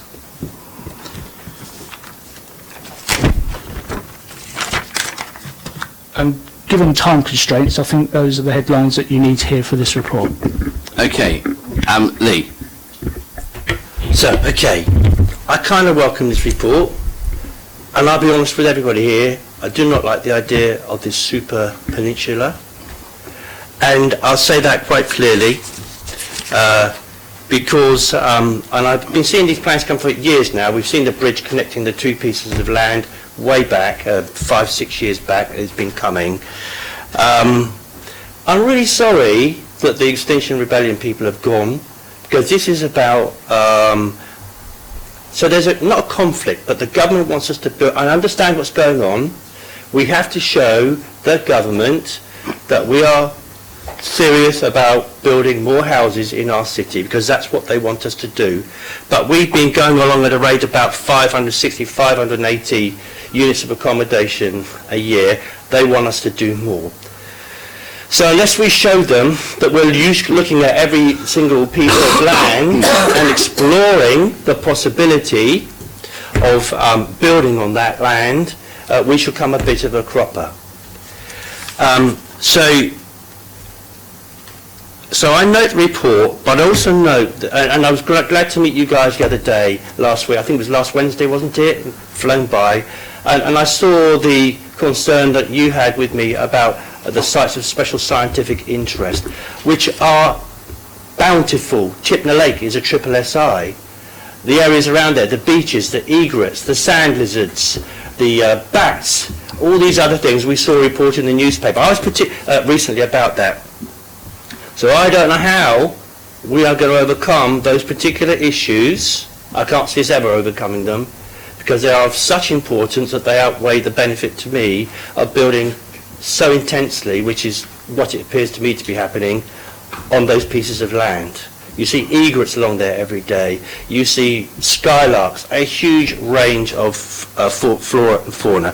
So as I say, I note the report, but people must understand that this report's come forward because of the pressures from central government, wanting us to build more and more houses. What central government is saying to us nowadays, you guys down there on the Portsmouth South Coast, we're not actually listening to you. We want you to trash your sites of special scientific interest. We want you to trash all the fauna and cement over and brick up Portsmouth. There are bits of land in this city which are important to local people. Horsey Island is one of them. Personally, I would love to see it remain an open space, a public space for people when it comes online, presumably from the MOD. I think Gerald that own it still. Is it still the MOD? I don't know. A bit of it, but most of it's owned by the City Council. Oh, indeed. Well, I'd rather see it stay open as open space for people.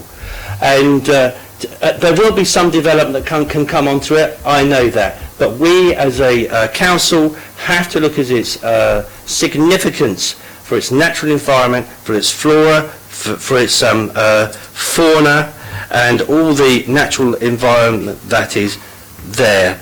And I don't want us to keep on trashing bits of open space, trashing our natural heritage. And I'm surprised we haven't got a Labour person here. We do. We have. No, she's not speaking, is she? Or coming up to the table and talking about this really important issue, because we've heard. Lee, can we move it on and not do party political stuff, please? Well, indeed. Where are they? Well, they're here. They're here. Okay. Thank you very much, Lee. Personally, I think this is much better done if we're working together, much better done on planning policy if it's not party political, and making sure that we work together to get the right outcomes for the city, which I hope we are all doing.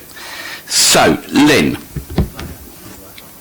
Yes, I think it's very important as well. It's not just, I totally agree about the natural environment, but I think it's also very important that we ensure that environmentally friendly and sustainable buildings are put up. So the choice of bricks used, I mean, in our ward we have Copner Green, which I think there are Code 5, some Code 5 buildings, but bricks they've used retain heat in winter and cool in summer. I don't know how they work, but they're more expensive, but they're better.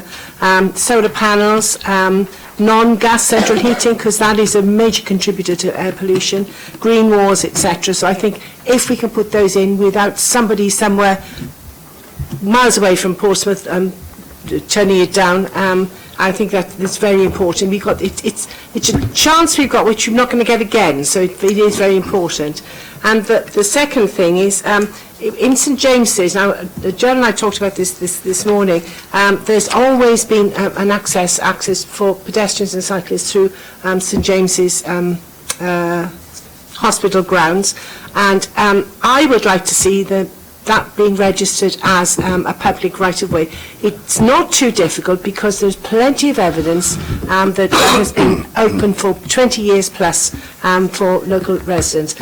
Gerald said that the developers are happy to sign the contract, but I don't know how legally binding that is in the future, because I think it's something that needs to be there for posterity, not just to get a planning application through. So I think that is very important, because that joins up Locksway Road and Moorings Way, and that could cut down an awful lot of traffic as well in the area.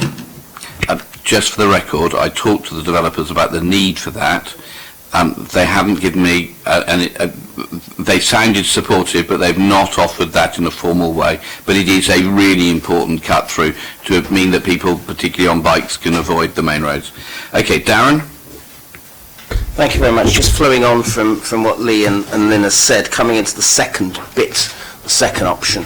So you rightly talk about ecological considerations and climate change, much of which Lee talked about earlier on.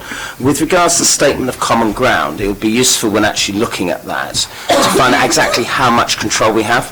So with Fred Francis Close, which is a Portsmouth City Council housing development in Havant, high quality design, relatively okay in terms of natural lighting, relatively small amounts of emissions and impact on the environment, which is really good news. But what I would want to see with that statement of common ground, if Havant is okay, is actually similar commitments to making sure we minimise the impact on our environment of all the buildings that we do up there. We've got to do this, because I think if we don't utilise the sites we have in Havant, then frankly, as Lee rightly outlined earlier, we're going to get central government coming down with its size 9s, and I think that's not a place we want to be, because that means we'll have to build 200 more homes more a year than the city can theoretically cope with, and I fear for the climate and our city if that happens. Okay, thanks. My personal view would be that it's the sensible way forward. If we weren't in a position where government were imposing hundreds of extra houses to be built in Portsmouth every year, and so upping it, I think we deliver about 450 a year-ish. We're now being asked to deliver 830 a year, and if we don't have the land supply to do that, then there'll be it gives developers just a green light to build anything anywhere. I don't like that, but it's what the government imposes. Frank may be able to sort that out with Penny, but we hope, Frank, and we'll look forward to your report back.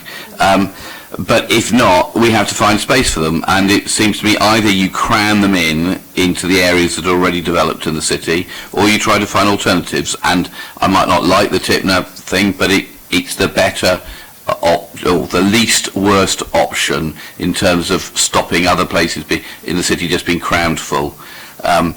It's an imaginative way to go, and potentially offers stuff for the city, but the density is very high, but it means that potentially we avoid other places. So, colleague, can I see those in favour of the recommendations here on the thing, and those against? Okay. Let's move forward. Thank you very much, Toby. Next one is Houses and Multiple Occupation Supplementary Planning Document. Toby, and we need to be quick. Understood. I will try and be quick. This is all about getting the planning policy right for planning applications for houses in multiple occupation.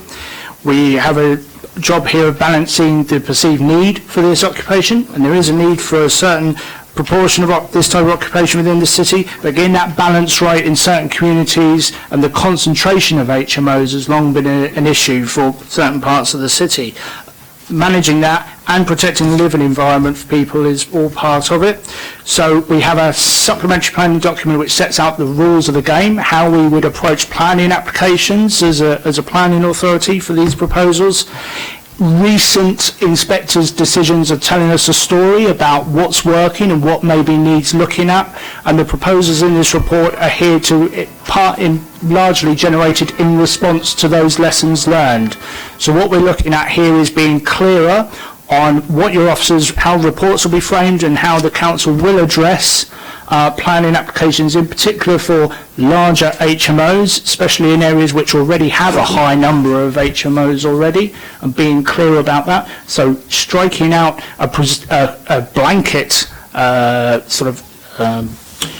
we blanketly rule out the potential for larger HMOs in areas. That is an approach that's not been supported by government planning inspectors, and instead we're clear about what we're going to look at, which is things about context, about how many HMOs, how many bedrooms, that sort of thing, and that matters because then that guides our thinking and we are clear. We think that offers a better way to articulate our decision making in a way that will be supported by inspectors if the facts of the case warrant it.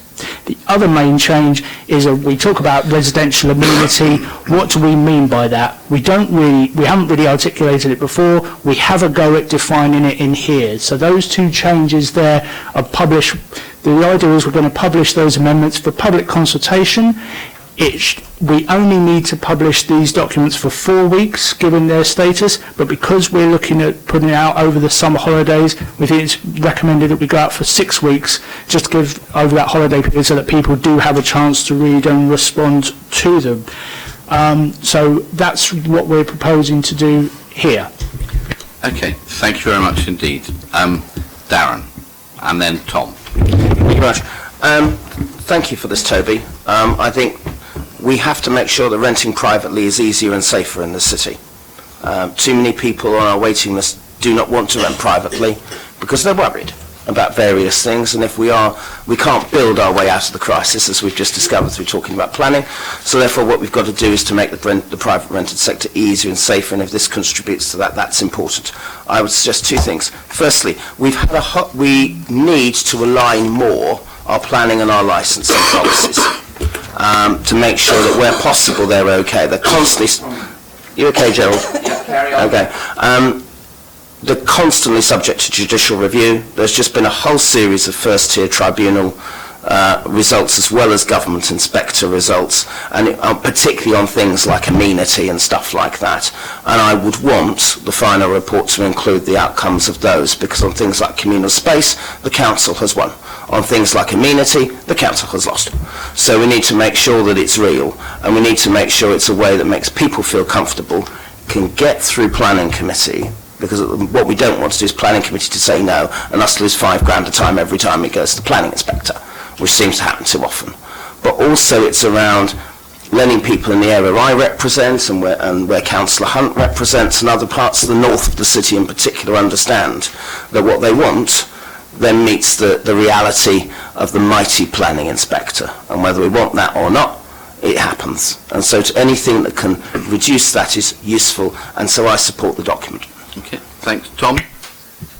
So the concern I have a little bit is about 1.14, that I think is the main bit of the SPD that we're changing.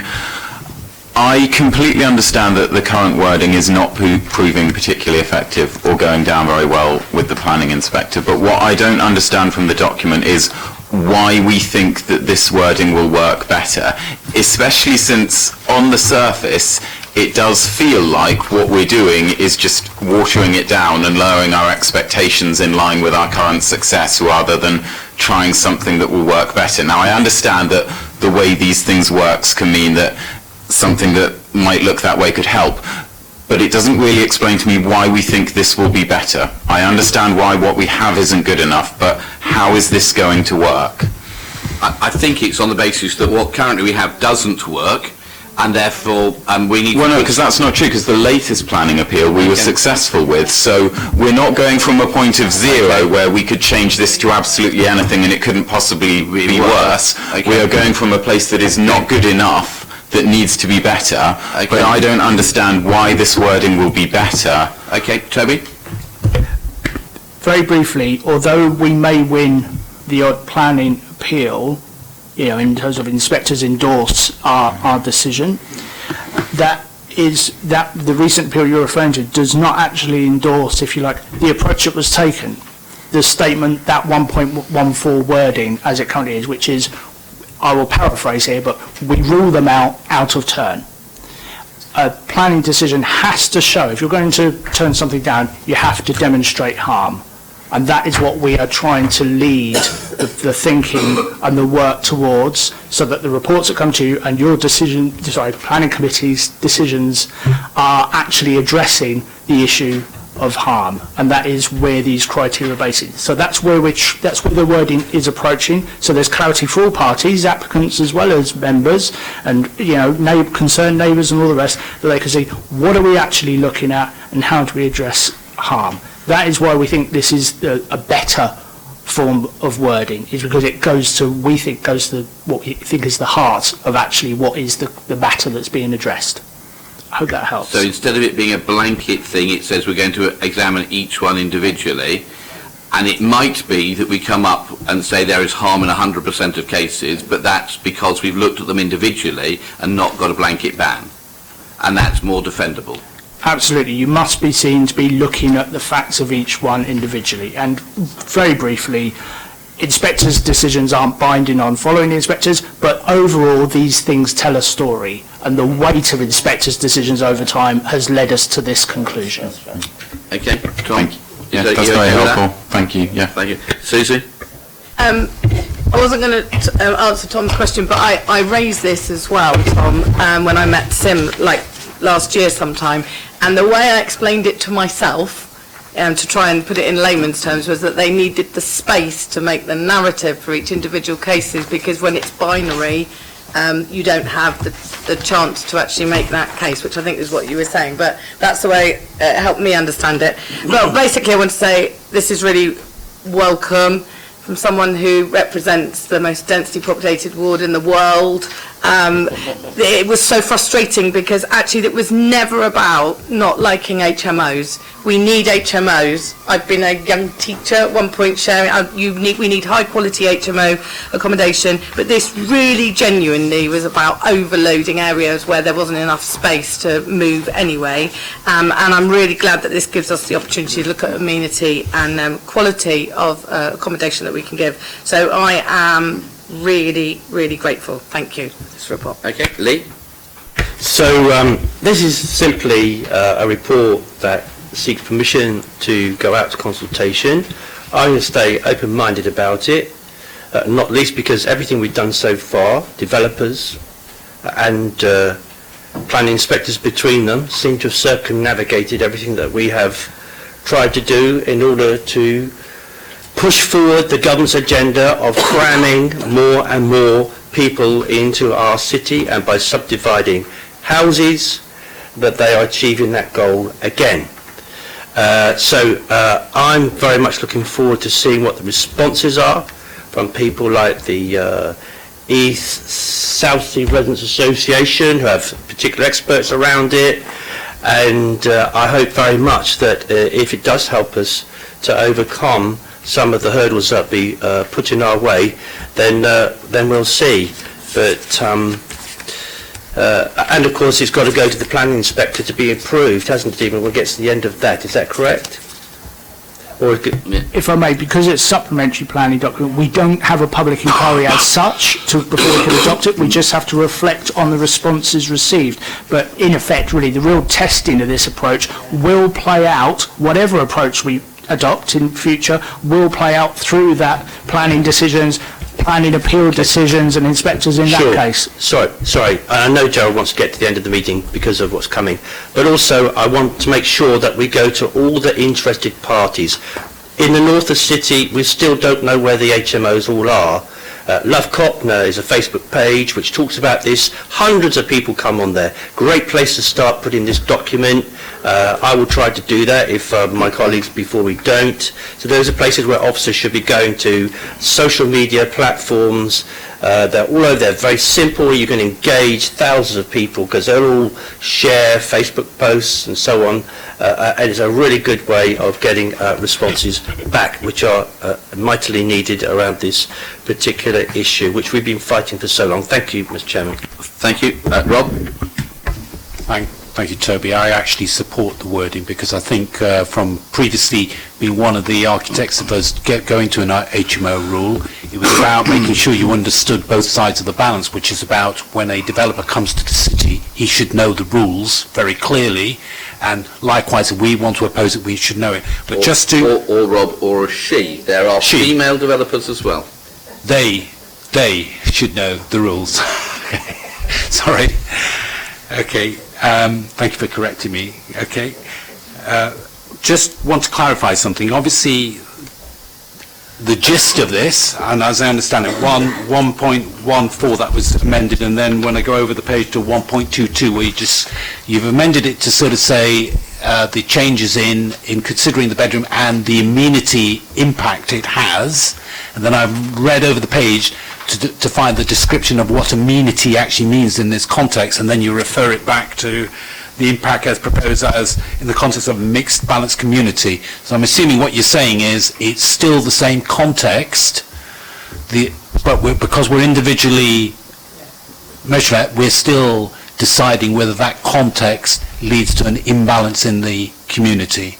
And that's the amenity you're referring to. For me, the idea about articulating the concept of amenity is slightly above in the third bullet point of 1.228. So there's some words there, and we can work on that with people to ensure we've captured everything in the right way. But what the section is, and this idea about the proportion and the context, this is the point. You have to look at each application on its own merits, but each application, the context of that application matters. And this is about capturing that context for that decision. Okay. Thank you. Just a quick bit from me. So thank you very much indeed for this, Toby. Much appreciated. The basic policy we've had of trying to make sure that we limit HMOs to 10% of the population seems to have been effective.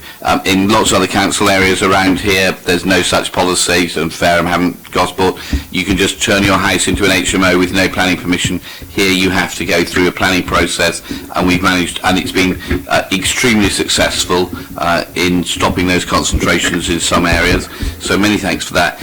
This is just about beefing it up, and the East St Thomas Neighbourhood Forum, our Residents Association, sorry, East St Thomas Residents Association. So the East St Thomas group of residents in whichever forum, association, collective or non-profit making commune they are, will all be very welcome to look at this, because they are real experts at this. So Lee, thanks for bringing about that. So colleagues, are you happy with the proposals as here? Thank you very much indeed.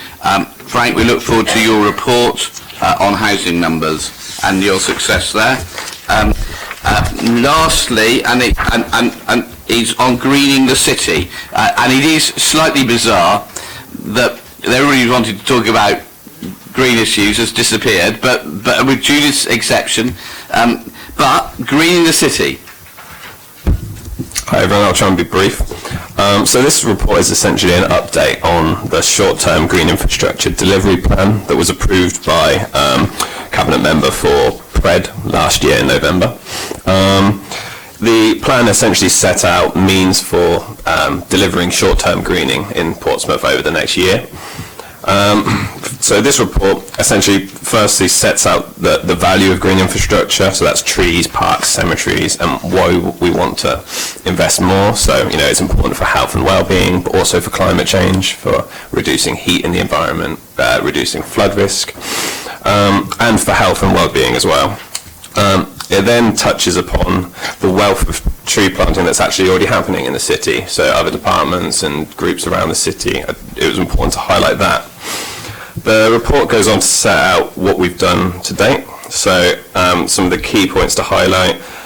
We completed a piece of research that essentially looked at what we've got in the city. So it assessed canopy cover across Portsmouth and worked to identify areas at most need. So, it highlighted particularly wards such as Central Southsea, Fratton, St Thomas, these areas where we have the least trees in the city compared to the amount of people that live there as well. It's been published as part of the evidence base for the local plan. The resource is useful going into the future now. It's a snapshot in time of what we've got and helps us to direct future spending on tree planting. The report also touches upon some planting in green spaces that we undertook this planting season. So we planted in 4 parks around the city. And then also highlights a social media campaign that we've been running for a few months. So this was about trying to highlight to people in the public the range of green spaces that are around the city and that they might not be aware of, but equally to try and kind of inform them more about why we want to invest in green infrastructure. Finally, it asked for a call for feedback really on potential sites we'd like to look at. We'd want to look at in the future. Sometimes the hardest thing is it's a big city and local people know their patches the most. So a summary of the feedback we've had so far is included in the appendix and kind of helps to illustrate that there's an appetite for these measures. Going forwards then, the next half of the paper essentially sets out what we're still doing and some potential approaches that we could take going forwards. So we're, alongside the green space planting, we're looking at a piece of work that is essentially investigating the feasibility of planting within residential streets, so the hard landscape. It's a challenging endeavour. There's a range of difficulties to overcome, navigating underground services, highways, this kind of thing. But the intention is that the exercise is recorded in detail, including the difficulties and who we need to speak to, so that can inform officers and work going forwards. We've chosen a number of case study sites that kind of try and look at different environments for the trees, and we're expecting a report on the feasibility and essentially the costs of that work anytime very shortly. So this will help to inform kind of which sites we might want to pursue and go ahead and plant. Equally, work's been undertaken with looking at our green spaces again. So we've got a list of sites that potentially we could go ahead and do some more planting this year, as we've done last year. So with the intention that we essentially enhance the spaces that we've got, because we have got a limited amount of spaces. The final proposal that I wanted to highlight here is this idea of trialling a pollinator-friendly corridor in the city. So the idea would be planting the northern stretch of Copner Road. That was picked out as an ideal kind of test case. It's got a good spread of grass verges up it. And you would essentially replant with wildflowers. The idea is you can link up a range of green spaces up that route. It allows pollinating species to move a lot easier, but also encourages active travel. So if you're making these environments nicer for people, they're more likely to walk, more likely to cycle. The suggestion is we treat it as a trial initially, and incorporate some publicity, potentially some social media, to kind of help inform local residents about why we're doing this. There's a risk that with wildflowers, when they're not in flower, they might look untidy. So we just want to kind of make it clear that we're not just not treating the verges, but we're doing it for a reason. And then, depending on the success of that trial, we could roll that out in other corridors around the city. Finally, the report just sets out some additional considerations, really. The point that every tree we plant, there's a cost to plant the tree, but equally there's a lifetime cost to look after that tree and make sure that it is healthy and safe. So I just flag it in the report as something for members to consider going forwards, really. It's not in any way to deter us from planting, but just something to keep in mind. Secondly, the various proposals, which I should say are included in the appendix in more detail, they are at various scales and contexts. There will be appropriate mechanisms for funding which will need to be sought as appropriate for the different projects. And finally, just to highlight that this project is very much about the short-term greening, and then it will be the role of the local plan to look at more long-term, to see how we can secure green infrastructure from new development that's happening in the city, and take that longer strategic view. So essentially, the recommendation is to note the progress and the ongoing work that's set out in the report, and to endorse the proposals that are set out in the appendix to the report, which is the table. Okay, colleagues, people will seriously have to be 1 minute only. 1 minute, Lynn, starting now. I lived in Canberra in Australia for 3 years, and every road there was planted with a particular species. So it really was great to look down on it and just the differences. Secondly, what about getting local community groups and or businesses to sponsor or actually run some of the planting schemes, whatever you have? And thirdly, with wildflowers, if you plant different species, you have different flowering periods. I mean, I go up Hillsey Lines quite a bit, and where they've reseeded there are different plants, and they're still flowering, but not the ones that were there in springtime, so you can actually extend the flowering season. Lynn, you're wonderful. Darren? A few points to help you. Firstly, Portsmouth is recognised by the Tree Council through some of its schemes as actually being an exemplar authority. In terms of funding, I strongly suggest you talk to them. I'm happy to assist in that. I also suggest you talk to the Woodland Trust. They're very interested in looking at that as well. The Tree Council can help with things like street trees and stuff like that, and there's money knocking around. The second bit is around making sure all this is coordinated. We have at the moment 3 overlapping tree projects. We have got the Charles Dickens Community Orchard, we have the Vote 100 Plant 100 initiative in the south of the city, and we've got this. And if we're going to go forwards, because everybody's going to be bidding for the same piece of land, then I would suggest that there is actually some coordination between the two. I lead on the Charles Dickens Community Orchard. Councillor Pitt in his capacity as the Cabinet for Culture and City Development, and his team, Mr Bailey and his team, have been talking about this, but we need some coordination going forwards. That's not in the report, and so I can't not endorse the report because it's fine. Okay. We need to go much further. That was my 1 minute. Gerald? No, it was 1 minute and 12. Matt, you therefore have 48 seconds. Thank you, Gerald. I'd like to really welcome this report, and specifically the thing about the corridor at the top of Cotton Roads. It's been really interesting in public health at the moment. We've been doing some work with local schools, in Arundel Court School in particular, and been talking to children about their journeys to and from school. Where they have a nice journey to and from school, then they're more encouraged to walk or even cycle. Where they don't have such a nice thing, they don't like doing that. So I think having more green infrastructure does indeed improve walking and cycling, but it particularly thinking about those possibilities of routes to and from schools and to and from other places where it will encourage people in a nice environment, which of course also has the added benefit of, in general, supporting people's health and well-being, because if you live in a nice environment, you feel a little bit better. So that's all good as well. Excellent. Rob? Okay, thank you for the report. One thing I just want to make sure is that when you plant trees, you plant the appropriate trees and talk to local residents about the tree, because obviously it impacts them, and if you were to get buy-in from the community, that's very important. So really want to stress that.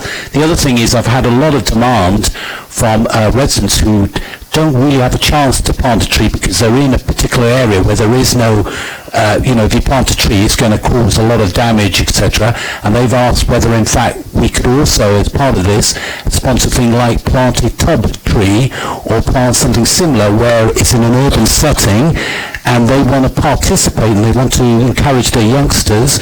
But this is a case of them bootstrapping it so that they can start doing it, and then they would continue to do that. In other words, get the whole community used to it.